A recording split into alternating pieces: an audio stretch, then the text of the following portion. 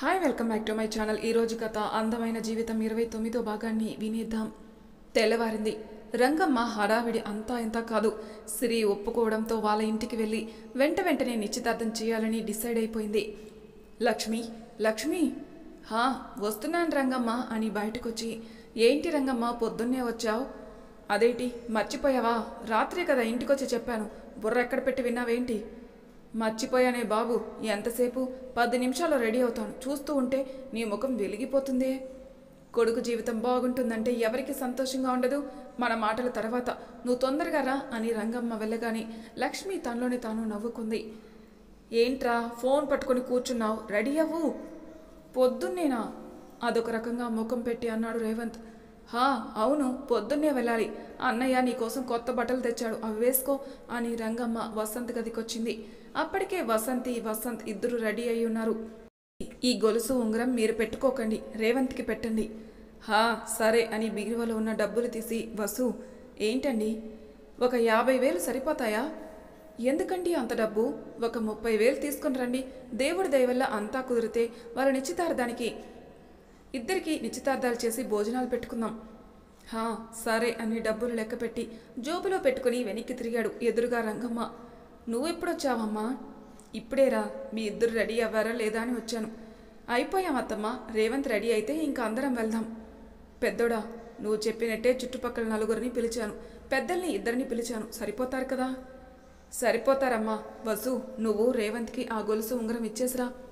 సరే అండి అని బంగారం తీసుకుని వసు బయటికెళ్ళగాని, అమ్మా ఏంట్రా?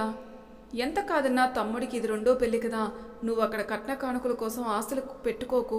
వాళ్ళు ఇస్తారో ఇవ్వరో మనకైతే తెలీదు. కట్నం ఇవ్వలేదని నువ్వు బాధపడకమ్మా. చచా, నేనెందుకు కట్న కానుకలు ఆశిస్తాను? నాకు తెలీదా? నా వరకు అనంత తమ్ముడు. పిల్లని ఇవ్వడమే కోట్ల ఆస్తిగా భావిస్తున్నాను. వాళ్ళు కట్నం ఏమీ ఇవ్వకపోయినా నేను బాధపడనురా. చెప్పాలంటే తీసుకోను. ఆ దేవుడి దయ వల్ల రేవంత్ సిరి సంతోషంగా ఉంటే చాలు, అంతే. హా బస్సు వస్తుందమ్మా అని వసంత్ అనగానే ఇద్దరు బయటకు వచ్చారు. రేవంత్ రెడీ, ఇంకా వెళ్దామా? పదండి అని అందరూ కలిసి ఆటో ఎక్కారు. అన్నయ్య అసలు ఎవరా అమ్మాయి? ఎంత అడిగినా ఎవరు చెప్పడం లేనిది ఏంటి? వసంత్ బైక్ ఎక్కుతూ అడిగాడు రేవంత్. తెలుసుకుని ఏం చేస్తావరా? బైక్ స్టార్ట్ చేస్తూ అడిగాడు వసంత్. ఏం చేస్తాను కాదన్నా, తెలిసిన అమ్మాయి అంటున్నారు, పైగా దగ్గర సంబంధం అంటున్నారు. ఇంతకీ ఎవరా అమ్మాయి అని. వెళ్తున్నాం కదా, కంగారెందుకు అని వసంత్ అనగానే రేవంత్ ఇంకా ఏమీ మాట్లాడలేదు. 1 గంట ప్రయాణం తర్వాత ఆటో ఆపి పువ్వులు, స్వీట్స్, ఇంకా చీర, పసుపు, కుంకుమ అన్నీ తీసుకున్నారు రంగమ్మ ఇంకా లక్ష్మి. అన్నయ్య ఏంట్రా అని రేవంత్ చేతికి డ్రింక్ ఇచ్చాడు. అమ్మ ఏంటి షాపింగ్ చేస్తుంది? అదే అమ్మాయికి నీకు నచ్చితే అక్కడే నిశ్చితార్థం చేసుకుందామని. ఏంటి అని షాక్ అయ్యాడు. అవునరా, మరి తను నాకు నచ్చకపోతే? లేదు, నచ్చుతుంది. ఏంటన్నయ్య మీరు అమ్మాయి కోసం అడిగితే చెప్పటం లేదు, నిశ్చితార్థం షాపింగు చేసేస్తున్నారు.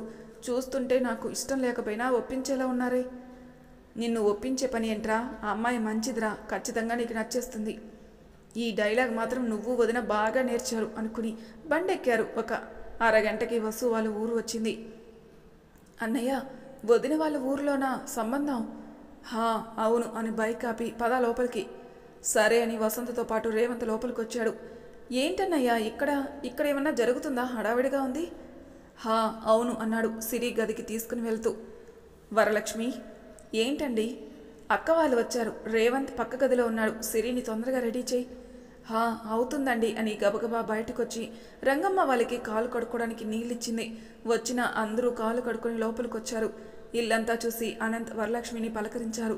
వచ్చిన వాళ్ళందరికీ జ్యూస్ ఇచ్చింది వరలక్ష్మి. వసు అందరినీ దగ్గరుండి చూసుకుని వాళ్ళ అమ్మ నాన్న గదికి వచ్చింది. చైర్లో కూర్చోబెట్టి నలుగురు రెడీ చేస్తున్నారు సిరిని. ఏంటి పిన్ని, మా చెల్లిని ఇంకా ముస్తాబు చేయలేదా?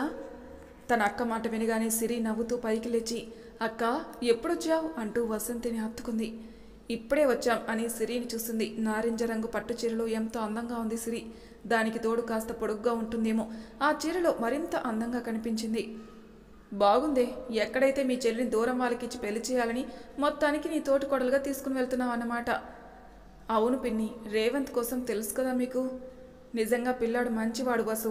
రేవంత్ స్థానంలో ఇంకొకరు ఉంటేనా ఆ రజని చేసిన పనికి ముక్కలు ముక్కలుగా నరికేద్దరు.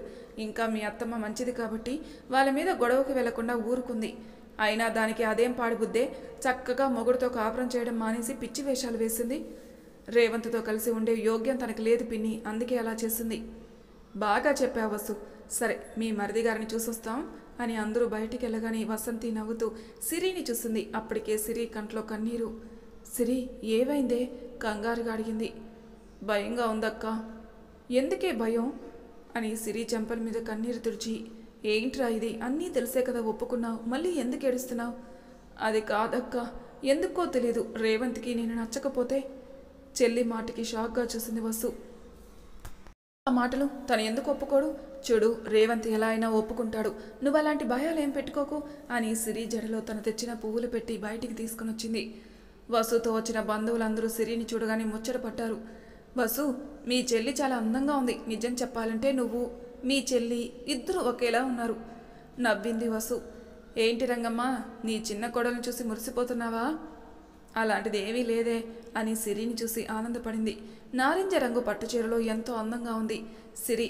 పైగా ఆమె నల్లని కాటుక కళ్ళు, ఆ వాలు జడ చూడగానే అందంలో వసుకి పోటీగా అనిపించింది. ఏంటి రంగమ్మ, రేవంత్ని పిలుద్దామా? పిలవటం ఎందుకు ఆంటీ, సిరిని లోపలికి పంపించేద్దాం. అంటే అందరి ముందు చెప్పడానికి రేవంత్ మొహమాట పడచ్చు, అందుకని. నువ్వు చెప్పింది నిజమే వసు, అందరి ముందంటే రేవంత్ మొహమాట పడతాడు. నువ్వు చెప్పినట్టే చెయ్యి అని అందరూ అనడంతో సిరి చేతికి జ్యూస్ గ్లాస్ ఇచ్చింది. లోపలికి వెళ్ళి సిరి అక్క అంటూ భయంగా చూసింది. ఏం కాదు వెళ్ళు అని తన గదికి సిరిని పంపించింది. సిరి లోపలికి రావడం చూసి వసంత్ సైలెంట్గా బయటికెళ్ళాడు. విండో దగ్గర నిలబడిన రేవంత్, ఇంకా ఎంతసేపు అన్నయ్య, మనం ఎవరింటికి వెళ్ళాలి అసలు, ఎక్కడ అమ్మాయి పెళ్లి చూపులు అంటూ వెనక్కి తిరిగి ఎదురుగా ఉన్న సిరిని చూసి షాక్ అయ్యాడు. నువ్వేంటి సిరి ఇక్కడ, నువ్వెప్పుడొచ్చావు రూమ్కి అంటూ ఆగిపోయాడు. అప్పటికే సిరి తల వంచుకుని ఉండడం చూడగానే రేవంత్కి అనుమానం వచ్చింది. జ్యూస్ తీసుకో చిన్న బావా అంటూ గ్లాస్ ముందు పెట్టింది. సిరి నువ్వు అంటూ ఆగిపోయాడు. అప్పటికే సిరి చిన్నగా వణుకుతోంది. రేవంత్కి విషయం అర్థమైంది. జ్యూస్ తీసుకుని సైలెంట్గా తాగాడు. నుదుటిన పట్టిన చెమట తుడుచుకుని రేవంత్ కేసు చూసింది. నా కోసం అన్నీ తెలిసే ఒప్పుకున్నావా? అవును బావా అంది గుటకలు మింగుతూ. అన్నీ తెలిసి నా లైఫ్లో రజనీ వచ్చింది. తను చాలా. నీ పెళ్ళికి నేను వచ్చాను కదా బావా, నాకెందుకు తెలియదు రజనీ కదా, నా కోసం తెలిసే రెడీ అయ్యావు. అంటే అమ్మా నాన్న నిన్ను చేసుకోమన్నారు, అందుకే నేను. అమ్మా నాన్న ఒప్పుకోమంటే ఒప్పుకున్నావు అవునా? అవును బావా అంది. వాళ్ళ ఇష్టమే నీ ఇష్టమా? అవును బావా. నీకంటూ ఇష్టాలు లేవా? సిరితో ముందుగానే పరిచయం ఉండడంతో అంత ఫ్రీగా మాట్లాడుతున్నాడు. వసంత్ పెళ్లిలో సిరి చేసిన అల్లరి అంతా ఇంత కాదు. సిరి గడుసుదని రేవంత్కి తెలుసు. ఉన్నాయి బావా, చెరువులో చేపలు పట్టాలి, మిషన్ బాగా కుట్టాలి, నేను ఇంకా బోలెడన్ని వంటలు నేర్చుకోవాలి, చాలా ఇష్టాలున్నాయి బావా, కానీ ఏం చేయను, ఏదీ చేయలేను. నువ్వు ఇంకా పల్లెటూరు మొద్దులనే ఉన్నావు. ఏంటి బావా ఏదో అంటున్నావు? అబ్బే ఏం లేదు అని ఊపిరి పీల్చుకొని వదిలి సిరి దగ్గరకొచ్చి, సిరి ఏంటి బావా, చూడు నాకైతే నిన్ను చేసుకోవడం ఇష్టం లేదు. నువ్వు చాలా చిన్న పిల్లవి, పైగా నీకు లోక జ్ఞానం ఏంటో కూడా తెలీదు. అంతేకాదు నిన్నే కాదు నా జీవితంలో ఏ అమ్మాయికి స్థానం ఇవ్వదలుచుకోలేదు. నాకు తగిలిన గాయం అలాంటిది. ప్లీజ్, బయట అందరూ నిన్ను అడుగుతారు కదా, నేనంటే ఇష్టం లేదని చెప్పు. ఏంటి అని షాక్గా చూసింది. అవును సిరి, నీ లైఫ్ నేను నాశనం చేయలేను. ఒకవేళ పెళ్లి చేసుకున్నా నేను నీతో కలిసి ఉండలేను. ఎందుకంటే నా లైఫ్ రజనీతోనే ఆగిపోయింది. తను చేసిన మోసం అలాంటిది. బాగా చదువుకో, మంచి జాబ్ చేసుకో, నీకు మంచి భర్త వస్తాడు. బావా ఏంటి సిరి? సరే బావా, నువ్వు చెప్పినట్టు చేస్తాను అని బయటికి వచ్చింది. ఆమె వెనకే వచ్చాడు రేవంత్. ఏంట్రా అమ్మాయి నీకు నచ్చిందా? వచ్చిన పెద్దలు అడిగారు. హా నచ్చింది మావయ్య అని సిరి కేసు చూసి సైగ చేశాడు. పట్టేశాయి సిరికి. తన అక్క మాటలు తలుచుకుని తనలోనే తాను నలిగిపోయింది. అమ్మా సిరి, రేవంత్ నీకు నచ్చాడా? అందరూ ఒకేసారి అడిగారు. భయపడింది సిరి. ఏంటమ్మా ఏం మాట్లాడవు? నచ్చాడండి అని తల వంచుకుంది. రేవంత్ కోపంగా చూశాడు సిరిని. అంతలోనే తను ఎక్కడ ఉన్నాడో తలుచుకుని చిన్నగా నవ్వి ఊరుకున్నాడు. ఇద్దరికీ నచ్చింది కాబట్టి ఇంకా నిశ్చితార్థం చేసేద్దాం, ఏమంటారు? మీ ఇష్టం అండి, కానీ ఇప్పటికిప్పుడు నిశ్చితార్థం అంటే అన్నీ చూసుకోవాలి కదా. కంగారు పడకు తమ్ముడు, నేనన్నీ తెచ్చాను, ముందుగానే సిద్ధంగా ఉంచాను. వరలక్ష్మి పల్లెలు తీసుకొనిరా అని రంగమ్మనగాని వరలక్ష్మి సంతోషంగా పల్లెలు తెచ్చింది. ఇద్దరి బట్టలు, పసుపు కుంకుమలు, అక్షంతలు అన్నీ రెడీగా పెట్టింది. అనంత్ వరలక్ష్మి ఇద్దరు ఆనందానికైతే అవధులేలేవు. పక్కంటి వాళ్ళని కూడా పిలిచారు నిశ్చితార్థం అవుతుందని. రేవంత్కి మైండ్ అయితే పని చేయటం లేదు. సిరికి నోట మాట రావడం లేదు. తన మైండ్ అంతా షాక్లోనే ఉంది. వసు, హా నాన్న వస్తున్నాను అని సిరి చేతిలో చీర పెట్టి, పిన్ని చెల్లిని రెడీ చేయండి అని అనంత్ దగ్గరికి వచ్చింది. ఏంటి నాన్న, నిశ్చితార్థం చేసుకుంటున్నామని ఒక మాటైనా చెప్పలేదు ఏంట్రా? ఏమైంది నాన్న ఇప్పుడు? అది కాదురా, ఉంగరం తీసుకునేవాడిని కదా, పైగా రేవంత్కి బట్టలు కొనాలి కదా, ముందుగా ఒక మాట చెబితే అన్నీ సిద్ధం చేసుకునేవాడిని కదరా. ఎందుకు నాన్న కంగారు, అత్తమ్మ అన్నీ ముందుగానే సిద్ధం చేసింది, ఉంగరాలు కూడా తెచ్చింది, నువ్వేమీ ఇబ్బంది పడకు, సంతోషంగా ఉండు అని పేరంటాలు పిలవడంతో వాళ్ళ దగ్గరికి వెళ్ళింది వసంతి. అరటి పండ్లు పూలదండ్లు అన్నీ తీసి బయట పెట్టింది వసంతి. వసంత్ భోజనం ఏర్పాట్లు చేద్దామని పెద్దాన్ని తీసుకుని బయటికి వెళ్ళాడు. ఈలోపు సిరి రేవంత్ ఇద్దరూ బయటకొచ్చారు. పూజారి గారు రావడంతో ఇద్దరి చేత పూజ చేయించారు. ఇద్దరు ఉంగరాలు మార్చుకోండి అని పూజారి గారు అనగానే సిరి భయంగా రేవంత్ కేసు చూసింది. రేవంత్ ఏం మాట్లాడలేదు. ఆమె కేసు చూడకుండా వేలికి ఉంగరం పెట్టాడు. సిరి కూడా భయపడుతూనే రేవంత్ చేతికి ఉంగరం పెట్టింది. అందరూ నవ్వుతూ చప్పట్లు కొట్టి అక్షంతలు వారిద్దరిపై చల్లి ఆశీర్వదించారు. రజనీ రజనీ అంటూ లోపలికొచ్చాడు రాజ్. ఏంటి రేవంత్ అంటూ నీరసంగా పైకి లేచింది రజనీ. అబ్బా, రోజు నీరసంగా ఉంటున్నావేంటి? ఎప్పుడు నువ్వు నార్మల్గా ఉంటావు? ఇప్పుడు ఎందుకంత కోపం నీకు? రోజుల పైనే అయింది నువ్వు నాకు దగ్గరవి. ప్రెగ్నెంట్ అయిన దగ్గర నుంచి మరీ దారుణం. కనీసం నన్ను ముట్టుకొని ఇవ్వడం లేదు. నీకేం తెలుసు నా తిప్పలు? చిరాకు కోపం వస్తుంది అన్నాడు. ఇంకా ఆపుతావా? చిరాకు కోపం ఎందుకు రాజ్? డాక్టర్ గారు చెప్పారు కదా అబార్షన్ అవే ఛాన్స్ ఉందని. ఈ టైంలోని ఎక్కువ రెస్ట్ తీసుకోవాలి, అందుకే దూరంగా ఉంటున్నాను. ఆ మాత్రం అర్థం చేసుకోకపోతే ఎలా? చిన్నపిల్లాడివి ఏమీ కాదు కదా.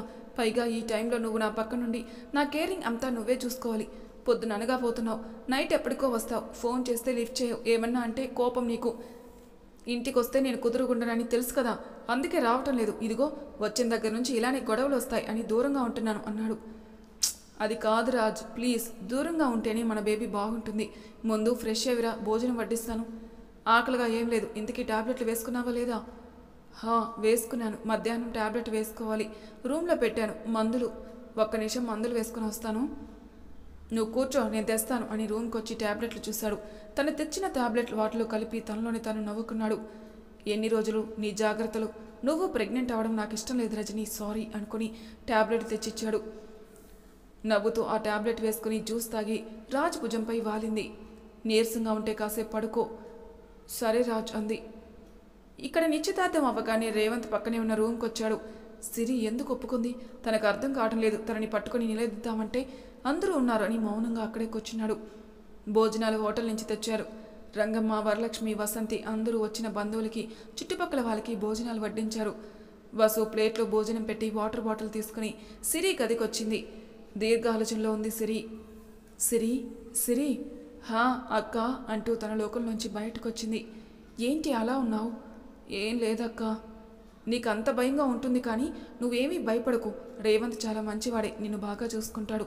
ముందు నువ్వు రేవంత్ భోజనం చేయండి. అక్క, ప్రతిదానికి అలా అమాయకంగా చూడకే. అసలు ఏం జరిగింది?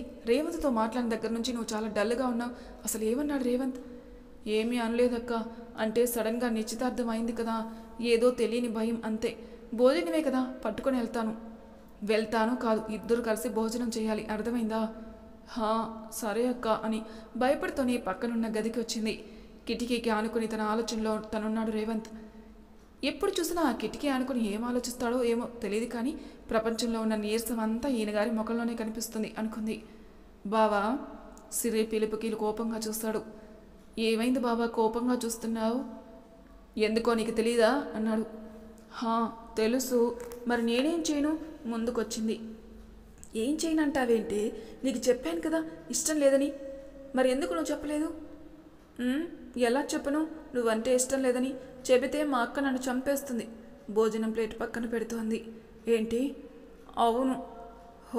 అటు తిప్పి ఇటు తిప్పి మా వదిన మీదకే నెడుతున్నావా?